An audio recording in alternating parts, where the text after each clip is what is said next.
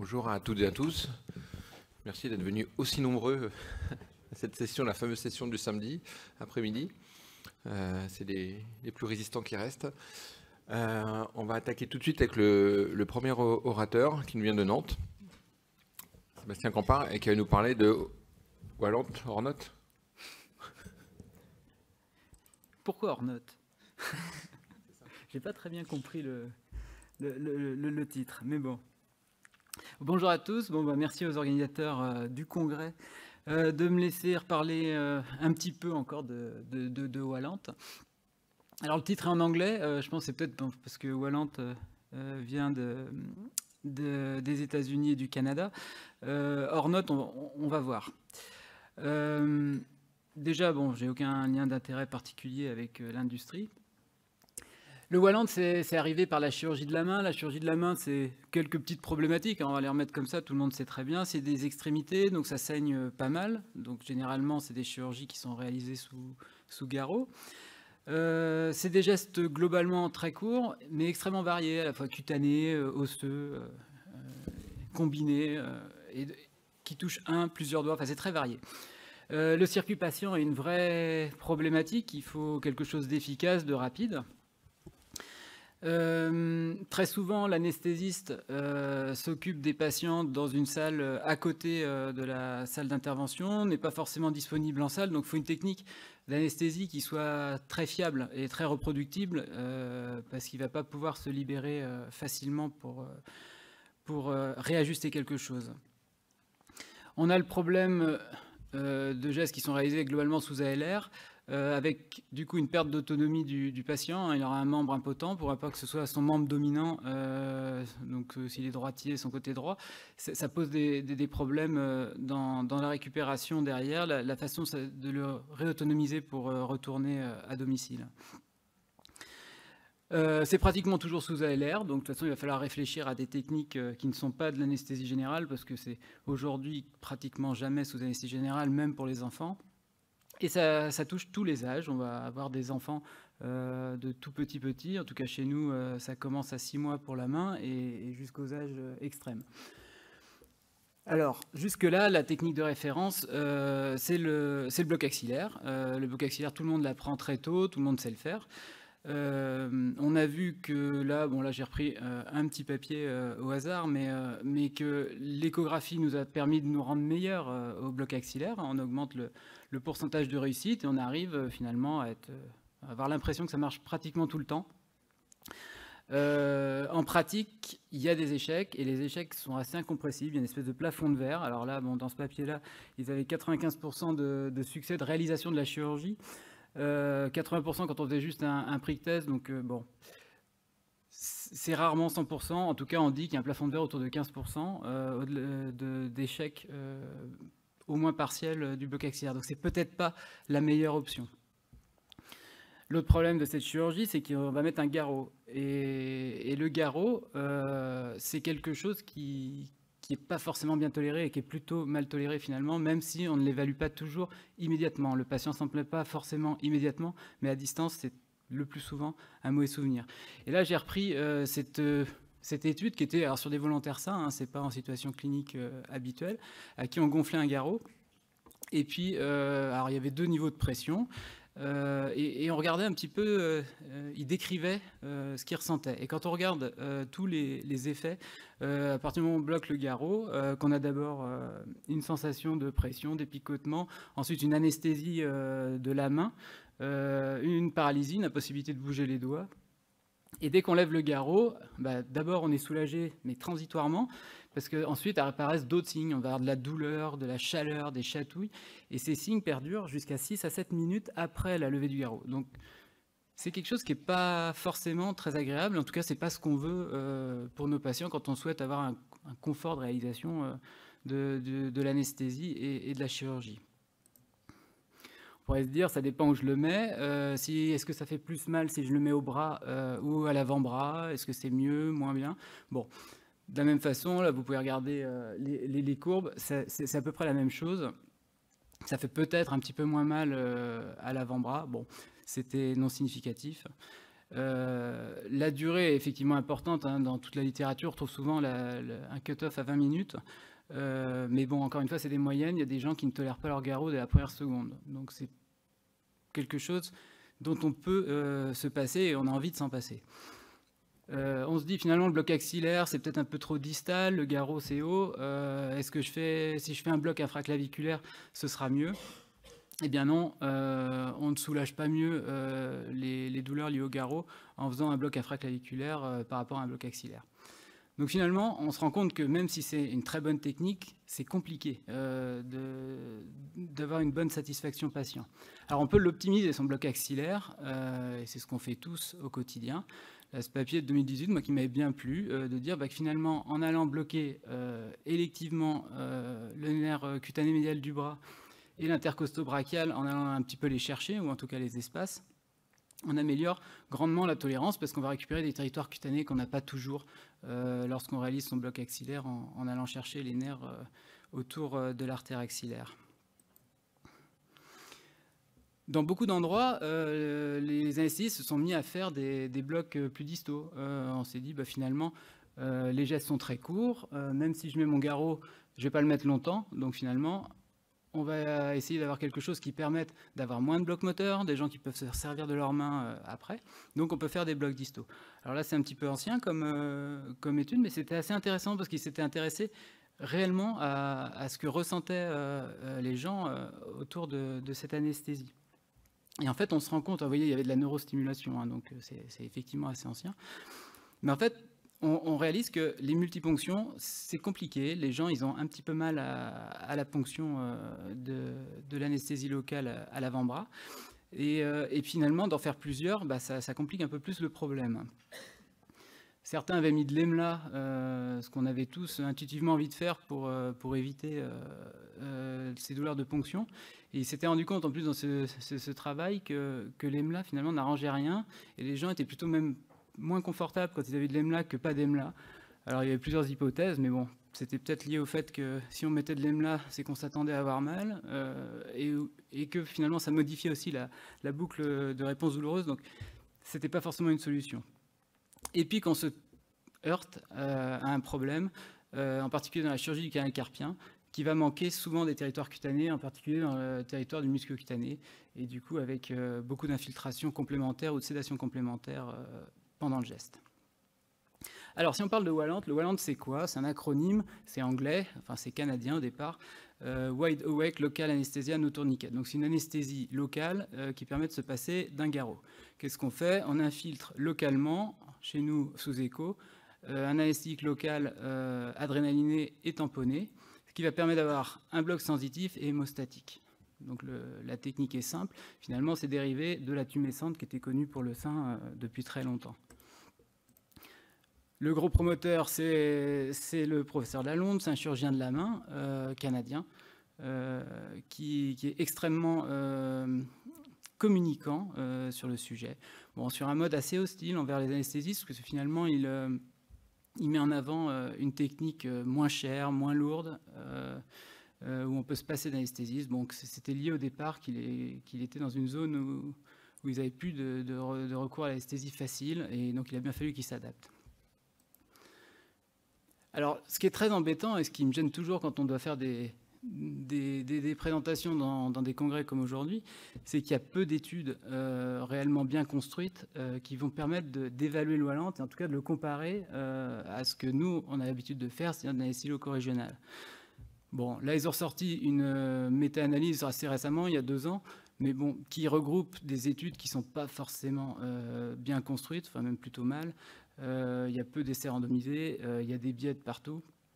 Et finalement, on ne gagne pas grand-chose. Donc, dans les critères qu'ils cherchaient, on avait finalement un petit peu moins de douleur à la réalisation de la chirurgie et un gain de temps qui était minime. L'équipe de Nîmes l'a un petit peu évalué récemment, là, dans un papier qui est sorti tout récemment, c'était en juillet dernier. Et ce qui m'a plu dans leur conclusion, c'est que finalement, c'était le ressenti qui était à peu près le même que chez nous. C'est que les patients étaient plus satisfaits quand ils avaient eu un WALANT plutôt qu'un bloc axillaire. Ils étaient plutôt moins anxieux. mais en revanche, pas de différence sur les sensations de paresthésie et sur la douleur. Alors en Amérique du Nord, comment c'est utilisé? Parce que finalement, ça vient de là. Et j'ai retrouvé là, ce papier là, assez récemment qui est assez intéressant, parce que finalement, on se rend compte que c'est une technique qui a pris, mais qui prend maintenant, quoi. C'est récent. Donc 60% des chirurgiens de la main en 2020 déclaraient utiliser quotidiennement le Wallant. Il n'était que 14% en 2014. C'est surtout les Canadiens, c'est normal, ça vient de là, et ensuite des Américains. C'est les jeunes chirurgiens qui sont intéressés par ça, et je pense que chacun dans son centre a dû se rendre compte de ça, c'est que finalement c'est les jeunes qui poussent à ça aujourd'hui. Ils font surtout des gestes simples et des gestes cutanés ou tendineux. En priorité sous Wallant, ils vont peu vers la chirurgie osseuse. Alors nous, du coup, pourquoi est-ce qu'on a commencé ça? C'était une nouvelle activité à la clinique. La chirurgie de la main, on n'en faisait pas il y a 6 ans. Et on a récupéré un chirurgien puis un deuxième qui était en fait très intéressé par la technique. Donc on a décidé de s'y intéresser parce que nous, on est naturellement curieux en ALR dans l'équipe. Et qu'en face, on avait un énorme SOS main avec une offre conventionnelle qui fonctionnait très bien. Donc finalement, on a dit, faut quand même qu'on propose quelque chose d'un petit peu différent, parce que sinon, on ne sert pas à grand-chose. On avait tous remarqué, comme toute la chirurgie de la main était réalisée dans une autre clinique, que les gens racontaient tous un peu la même chose. Il y avait beaucoup d'échecs. Les patients racontaient toujours que voilà, il y avait eu un échec à un moment, surtout sur le canal carpien. Ils faisaient des blocs tronculaires distaux beaucoup, en disant voilà, ça a commencé, j'ai eu mal, après je ne me rappelle plus de rien. Et ça, on s'est dit, mais c'est pas satisfaisant, en fait, il faut qu'on trouve quelque chose d'un petit peu meilleur, donc pourquoi pas ça? Donc l'idée de faire ça, donc là je vous montre un résultat, mais on va regarder un peu plus précisément comment on fait ça, c'était de dire on va avoir une technique, finalement on aura peu de blocs moteurs, voire pas si on ne fait pas de bloc tronculaire en associé. Ça permet de contrôler le saignement parce qu'on a un bloc hémostatique, on aura la coopération du patient en permanence parce qu'il ressent finalement, il garde un niveau de proprioception, donc du coup, il est capable de bouger et de faire ce que le chirurgien lui demande. Un bloc sensitif qui sera limité à la zone opérée, et ça, c'est plutôt intéressant si on a envie qu'il serve de sa main ensuite. Un truc qui importe beaucoup à notre chirurgien, c'est qu'il a un schéma corporel conservé et qu'il a l'impression, mais encore une fois, c'est une impression aujourd'hui, qu'on a moins de phénomènes d'algodystrophie grâce à ça. Bon, ça c'est à confirmer, il n'y a aucun papier là-dessus. Et donc, du coup, moi, je trouve que ça rentre très bien dans une optimisation du parcours patient, parce que finalement, on va avoir un patient autonome tout au long du parcours, qui aura une automisation pour retourner à la rue immédiate après l'intervention. Vous allez me dire, oui, mais c'est de l'adrénaline, on ne met pas ça dans les doigts, c'est interdit. Alors, effectivement, il y a plein de cas cliniques, surtout, qui décrivent des nécroses. C'est plutôt ancien, c'est assez peu avec la lidocaïne adrénalinée, c'est beaucoup d'autres anesthésiques locaux, qui étaient des puissants vasoconstricteurs en soi, et ça n'avait rien à voir avec l'adrénaline, et qui étaient des solutions très acides. Et puis dans les cas cliniques même plus récents, souvent il y a des terrains un petit peu particuliers, des maladies de Raynaud, des maladies véno-occlusives assez sévères. En pratique, si on fait le tour des études un peu récentes, il n'y en a pas tant que ça, et voire très peu de nécrose digitale. Voilà, donc là je vous ai mis quelques séries qui sont plutôt récentes, qui ont par contre comme inconvénient qu'on retrouve toujours la londe dans les auteurs. Donc il y a probablement peut-être un biais de ce point de vue-là. Ce qu'il faut finalement se rappeler, c'est que l'adrénaline, ça entraîne une vasoconstriction et c'est pas forcément égal à de la nécrose. La vasoconstriction, c'est pas forcément définitif et ça ne va pas mener à la nécrose. Vous avez un plan B au cas où vous seriez inquiété. C'est l'alpha bloquant qui va pouvoir faire une réversion complète de l'effet alpha de l'adrénaline qui s'injecte. Alors les dentistes connaissent bien, ceux qui font de la chirurgie de gencive, ils réversent leur adrénaline de la lidocaïne adrénalinée systématiquement en fin de procédure avec ce produit, l'Oraverse. C'est à la fois pas compliqué à obtenir parce que c'est un produit en vente libre. Les pharmacies hospitalières n'aiment pas trop parce que ça se périme assez vite. Et c'est pas pratique à utiliser, par contre, parce que c'est des carpules, donc il faut les dispositifs là, des dentistes pour pouvoir l'injecter. En pratique, nous, on en a eu un peu et on n'en reprend plus maintenant parce qu'on ne s'en est jamais servi. Bon, vous voyez, ça a été mesuré, hein, l'effet, c'est qu'en gros, la vasoconstriction se lève beaucoup plus vite. Vous voyez, c'est 85 minutes au lieu de 300 quand on réverse en fin de procédure avec de l'Euraverse. Ce qu'il faut surtout, c'est s'interdire finalement, pour se rassurer, de faire du Wallant sur les terrains particuliers. Donc on a un terrain vasculaire extrêmement sévère, on ne le fait pas. Un diabète avec une neuropathie très sévère, on ne le fera pas non plus. Il ne faut pas injecter dans les pulpes parce que c'est là où il y a eu le maximum de nécrose. Les cas cliniques, c'est essentiellement là, donc on ne met pas d'adrénaline dans la pulpe. Et on essaye d'éviter aussi les gaines défléchisseurs parce que c'est le même problème, c'est une pression qui monte très très vite dans la gaine. Et là, finalement, que ce soit de l'adrénaline ou pas, on peut aboutir à de la nécrose, mais sur un phénomène d'augmentation de pression. En revanche, le Wallant, ça peut être intéressant dans des situations un petit peu plus particulières, chez des femmes qui ont eu des curages ganglionnaires extensifs dans les années 80 et à qui on a peur de toucher le bras, de mettre un garrot, ou qui ont déjà un lymphœdème. Si on a une fistule artério-veineuse, que ce sera une contre-indication au garrot. Ce que j'appellerais membre précieux, c'est un petit peu par analogie aux yeux, c'est les gens qui n'ont qu'un bras, et finalement, si on veut qu'ils soient autonomes derrière, il faut qu'ils puissent s'en servir. Donc c'est plutôt une bonne chose de leur bloquer spécifiquement l'endroit opéré. Et puis finalement, parce que nous, ça nous est arrivé assez régulièrement, ce sont des gens qui ont des anticoagulations curatives, mais sévères, quoi, assez hautes, la valve mitrale mécanique, ça, pas besoin d'adaptation finalement. On va pouvoir réaliser l'essentiel des gestes comme ça, et on a un phénomène d'hémostase assez progressif qui fait qu'on n'a pas on n'a pas besoin de modifier l'anticoagulation, et ça, on sait que le problème des anticoagulations, c'est surtout les relais. Donc comment on fait ça chez nous? Vous voyez, on se croirait dans une salle d'ALR classique, parce qu'on fera de l'ALR aussi à côté, sur un patient qui est scopé, qui est perfusé. On ne le sédate pas forcément, voilà, mais on ne se l'interdit pas non plus. On le fait en avance parce qu'il y a un délai assez long pour obtenir une bonne vasoconstriction, il faut 30 minutes. Avec quoi? Donc on éco-guide avec nos appareils habituels. C'est plus pratique d'utiliser une petite sonde linéaire, idéalement en crosse de hockey, parce qu'on va pouvoir être plus à l'aise pour la disposer sur la main, sur les doigts. Le produit, alors chez nous, parce que pareil, on avait décidé qu'on voulait mettre peu d'adrénaline pour limiter les risques. On prend de la lidocaïne à 1%, donc 10 millilitres, qu'on va finalement diviser par 2 et en faire de la lidocaïne à 0,5%. Avec du sérum phi et un petit peu de bicard qui va permettre, de tamponner la solution, ce qui fait qu'elle sera moins acide, donc on limite le phénomène de toxicité par l'acidité. Et puis en plus, là, tous les chirurgiens plasticiens connaissaient le phénomène que c'est beaucoup plus confortable à l'injection, il y a moins de brûlure. On avait fait une petite étude là-dessus quand on a commencé.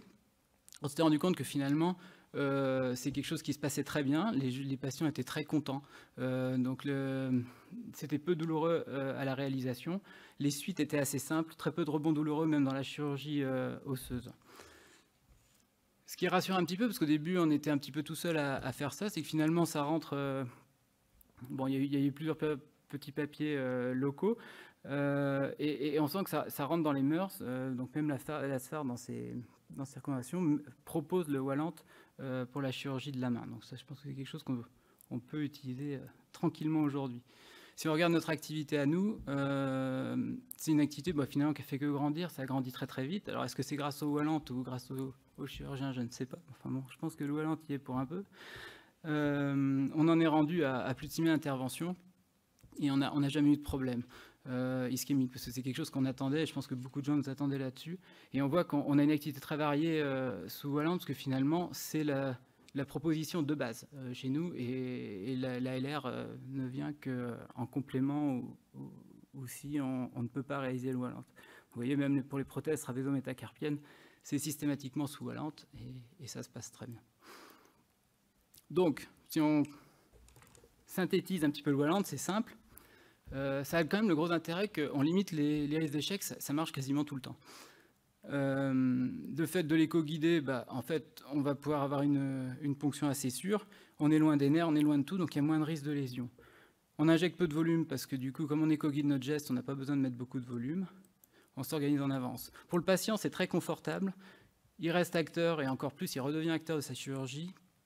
Il peut se servir de sa main et être autonome en sortie, donc on optimise son parcours. Et pour le... excusez-moi. Bon. Pour le chirurgien, on ne va pas revenir dessus, c'est assez confortable aussi, parce que s'il a l'habitude et s'il l'accepte, au-delà du fait qu'il va avoir un petit peu de liquide, potentiellement qu'il faudra un petit peu tamponner à l'incision, il va pouvoir avoir une vraie participation de son patient pour des transferts tendineux, pour des réglages de prothèses trapézo-métacarpiennes. Donc pour eux, c'est assez intéressant. Je vous le mets pour l'exemple, parce que je crois que j'arrive au bout du temps imparti. Un petit exemple de réalisation du canal carpien. Donc vous voyez comment on va s'installer pour faire une infiltration du canal carpien avant réalisation de la chirurgie, qui chez nous est éco-guidée. Donc vous voyez, on pose sa sonde transversalement là sur le médian qui est là-haut. On va faire une petite infiltration dans le plan des ultrasons, une petite traçante sous-cutanée que beaucoup font et qui va permettre de récupérer toutes les petites branches cutanées, en particulier les branches du musculo-cutané. Et ensuite, on repositionne notre aiguille, donc on recule, toujours dans la même position. On va aller infiltrer entre le ligament annulaire du carpe, donc le rétiniculum des fléchisseurs, et le nerf médian pour pouvoir le séparer, en fait. Et vous allez voir à quoi ça sert après. C'est que comme on va, pendant cette intervention, couper ce ligament, l'idée c'est de l'isoler avec de l'anesthésie locale au-dessus, en dessous, pour pouvoir à la fois réaliser la chirurgie et puis assurer l'anesthésie. Tac. Alors, deuxième temps, une fois qu'on a fait ça, vous voyez, on change la position de sonde, on va la mettre de façon longitudinale, centrée sur le nerf médian. Vous allez retrouver ici la petite zone qu'on a déjà infiltrée tout à l'heure entre le ligament annulaire du carpe et le nerf médian. On revient toujours dans le plan et on va infiltrer du coup le canal carpien. Et on avance jusqu'à la sortie, la fin du canal carpien. Donc ce qu'on va voir dans la vidéo du bas, c'est d'aller chercher l'arcade palmaire, qu'on va voir un petit peu là. Donc vous voyez l'anesthésie locale qui progresse dans la gaine du canal carpien jusqu'à l'arcade palmaire, qui est notre repère de fin, qui est le repère du fin du chirurgien aussi, parce qu'il la repère avant de commencer sa procédure. Et puis de la même façon, on recule son aiguille, on reste dans la même position et on repositionne l'aiguille en superficie pour aller remettre un petit peu d'anesthésique locale, ce qu'on va voir très bientôt, au-dessus du ligament annulaire du carpe, et qui aura comme intérêt d'infiltrer toute la zone sous-cutanée, ce qui permet de réaliser toutes les procédures qu'on veut, qu'elles soient endoscopiques, mais même à ciel ouvert. Voilà, donc pour conclure, il m'en manque un. C'est une technique simple, qui est sûre, qui est très reproductible. Ça améliore énormément l'expérience patient, nous c'est vraiment notre vécu. Notre souci, c'est qu'on ne pourra jamais comparer chez nous, parce que on a du coup là-dessus quelque part un conflit avec les chirurgiens, c'est qu'ils ne veulent pas qu'on fasse d'études contre de l'ALR, parce qu'ils ne veulent pas d'ALR. Donc ça passera par des études dans d'autres centres. Ça permet d'optimiser le parcours patient. Je pense qu'il faut absolument que ce soit l'anesthésiste qui réalise ça dans des conditions de sécurité habituelles pour nous. Et que c'est quelque chose qu'il faut vraiment faire avec le chirurgien. Parce que finalement, on opère et on infiltre au même endroit. Donc il va falloir se mettre d'accord sur ce qui est fait et comment on le fait. Donc du coup, pour ma conclusion, je dirais, voilà, why not, pourquoi pas le faire? Parce que finalement, c'est beaucoup d'avantages et j'y vois pas beaucoup d'inconvénients.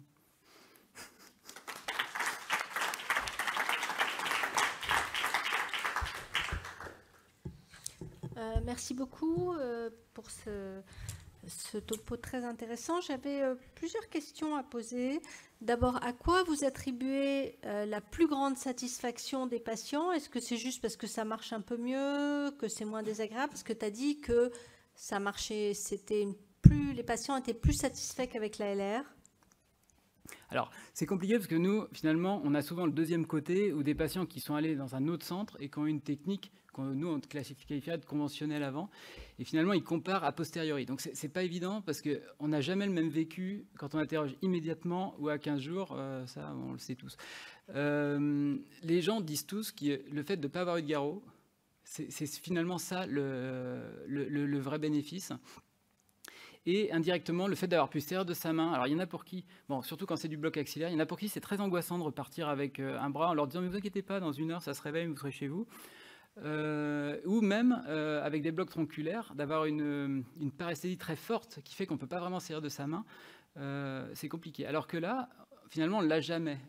Et ça, les patients trouvent ça très confortable de pouvoir, immédiatement après l'intervention, on ne leur met pas d'écharpe, ils ont le truc autour du cou, mais on leur dit, vous pouvez servir de votre main. Ils ont un tout petit pansement, ils n'ont pas un gros pansement sur la main, ils ont un tout petit pansement sur la zone d'incision. Et on leur dit, mais vous mangez avec, vous rhabillez avec. Et du coup, ça change complètement le vécu. Et c'est ça qu'ils mettent en avant, en fait. L'autre côté, c'est que dans la chirurgie osseuse, et moi, c'est ce qui m'a un peu étonné, c'est qu'on a des levées beaucoup plus progressives que les classiques levée de bloc. Alors, on va voir, avec les adjuvants, ça change probablement les choses, mais on n'a pas ces levées brutales et ces phénomènes un peu on-off. Et là, c'était le deuxième bénéfice pour les patients. Une autre question, puisque...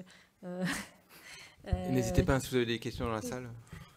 Tu recommandes de mettre du bicarbonate dans toutes ces patients. C'est uniquement pour prévenir la douleur ou parce que y a de la littérature qui montre que ça augmente l'efficacité? Alors, ça, je suis pas sûr. Enfin, en tout cas, j'en ai pas lu de montrer que ça augmentait l'efficacité. L'intérêt, effectivement, ça augmente le confort, ça c'est évident. L'autre intérêt était finalement de tamponner pour éviter l'acidité locale, parce que finalement, le phénomène nécrotique, là, il est sûrement plurifactoriel et finalement, et les Canadiens, parce que finalement, on n'a fait qu'à récupérer leur mélange. Hein, et puis nous, on avait une petite appréhension quand même à aller injecter de l'adrénaline dans les doigts, parce que ça a toujours été interdit. Donc finalement, on se dit, si je mets de l'adrénaline peu concentrée, que j'enlève l'acidité, que je ne mets pas trop de volume et que je ne fais pas monter la pression, probablement que je n'aurai pas de problème. Bon. C'est pas très scientifique. Hein. Anne ? Moi, je suis désolée, j'ai une question hyper choquante. Donc, vous avez été hyper clair sur le fait qu'il fallait faire ça chez des patients perfusés, scopés, parce qu'on est anesthésiste et qu'on les fait dans les conditions du décret. Ouais. Ma problématique, c'est que dans le centre dans lequel je travaille, parce qu'il n'y a plus d'anesthésistes et qu'il nous manque la moitié de notre équipe, on a accepté que les orthopédistes fassent de la Wallante dans leur coin. Donc, sans que nous mettions les pieds au bloc, sans IAD, sans consultation d'anesthésie, donc sans rien. Ma question, c'est est-ce que vous trouvez ça extrêmement choquant et que vous pensez qu'on met nos patients en danger en faisant ça, ou est-ce que dans le fond, c'est un peu leur problème, on ferme la porte et on n'en entend pas parler? C'est presque une question collective. Oui. Hein, mais... Non, mais je ne pense pas que ce soit extrêmement dangereux. C'est dangereux quand même, parce qu'il y a eu il y a quand même des histoires, alors qu'on pas toujours été publié en cas clinique, mais en tout cas comme moi on m'a rapporté, parce que forcément on me les raconte, d'intoxication des anesthésiques locaux. Donc c'est quand même assez dingue dans une main de réussir à mettre suffisamment de volume pour avoir une intoxication des anesthésiques locaux, mais c'est réel avec des gens qui convulsent en sortant finalement. Donc ça c'est un petit peu dommage. Je pense que les chirurgiens ils en mettent beaucoup plus que vous. Oui. Ça gonfle. Bah oui, ils guident pas, donc forcément ils mettent du volume quoi. Et je ne sais plus ce que je voulais dire d'autre pour compléter. Je pense que c'est quelque chose qu'il faut pas lâcher finalement au fond. C'est que, enfin, on apporte une technique d'anesthésie comme une autre, quoi. Et je ne vois pas pourquoi le fait que ce soit une infiltration, ce serait plus de l'anesthésie et ça devrait être laissé aux chirurgiens. Donc, pour moi, on apporte, comme toujours, notre expertise sur du parcours patient, sur de la prise en charge globale. On va pouvoir évaluer les choses dans leur globalité sur des patients avec leur comorbidité, leur traitement. Et je pense que c'est un petit peu le même débat que dans l'ophtalmo, c'est que dans l'absolu, on peut faire beaucoup de choses, peut-être sans anesthésiste, mais est-ce que c'est une bonne chose, au fond, pour le patient? Frédéric ? Avec l'anesthésie. Seb, je voudrais juste apporter peut-être un complément à ce que tu disais, la question que Anne nous posait. Il y a deux choses. Il y a aussi la productivité du soin. Quand c'est le chirurgien qui fait tout, il y a un petit ralentissement. C'est vrai que parfois on est confronté aussi à des débits de patients et finalement des listes actives de patients qui sont extrêmement importantes. Et pour passer 14-15 mains sur une vacation de 4 heures, c'est vrai que c'est pas mal que l'anesthésie et que le chirurgien opère. Donc ça, c'est déjà l'accès aux soins qui peut être amélioré peut-être par la présence de l'anesthésiste. Ensuite, il y a un deuxième volet. À partir du moment où on laisse au chirurgien la possibilité de faire de la Wallante sur des doigts, il commence par les doigts, il commence par des petites choses, du canal carpien, puis après, il dérive sur la fracture du poignet, où il infile 80 millilitres dans la fracture du poignet. Il ne fait pas de tronculaire ou de bloc associé de longue durée. Et donc, au final, on dégrade également, en dehors de la productivité qui n'est qu'un point de vue, on dégrade aussi la qualité de prise en charge et l'optimisation de l'analgésie. Et quand on le regarde avec un regard très anesthésiste, la littérature sur la Wallante qui est faite par des chirurgiens, il y a des patients qui reçoivent des perfusions d'anti-inflammatoires. Il y a une étude sud-coréenne où les patients en Nord-Corée, il n'y aurait pas de problème. En Sud-Corée, où des canaux carpiens, des doigts ressauts restent hospitalisés en post-opératoire et reçoivent des antalgiques intraveineux. Donc on se rend bien compte que la plus-value de l'anesthésie, c'est d'optimiser, probablement de rajouter de temps en temps, là on peut avoir une divergence des tronculaires analgésiques avec des produits de longue durée, d'associer probablement des adjuvants et finalement d'offrir une optimisation dans la chirurgie de la main qu'on a considéré optimisée parce qu'en France, on faisait du bloc axillaire et ça fait des années qu'on fait des blocs axillaires, qu'on a de l'avance par rapport à d'autres pays. Mais aujourd'hui, il va peut-être falloir qu'on aille plus loin et que nous, anesthésistes, on se penche sur un sujet qui nous paraît être un détail, qui est la chirurgie de la main. C'est pas un détail. Moi, j'ai bien conscience et c'est extrêmement clair que c'est mieux fait quand c'est fait par un anesthésiste. Donc, c'est de le laisser au chirurgien. On imagine bien que c'est une condition dégradée. La question est juste de savoir si ça reste tolérable ou si ça franchit une barrière de sécurité et de qualité qui n'est plus acceptable. Parce que quand il te manque 50% de ton effectif d'anesthésiste réanimateur, il y a des choses que tu ne peux plus faire. Donc... Ça reste tolérable. Après, pour répondre en partie à ta question, bon, déjà il y a peu de littérature sur le Wallante, que au départ c'est quand même une recette de cuisine d'un chirurgien pour se débarrasser des anesthésistes. Et en fait, il est très fort, ce que tu as dit, hein, il est très fort en com parce que Wallante, en fait, c'est une anesthésie locale, point. Donc le type, il fait une anesthésie locale, il t'en fait toute une com autour en disant c'est une nouvelle technique incroyable. En fait, non, il fait une locale, quoi. Donc nous, on a des anesthésistes qui font de la locale sous échographie. Et donc ça porte peut-être à plus, on verra, on aura besoin d'autres papiers pour confirmer un peu tout ça. Merci beaucoup. On va passer à l'orateur suivant.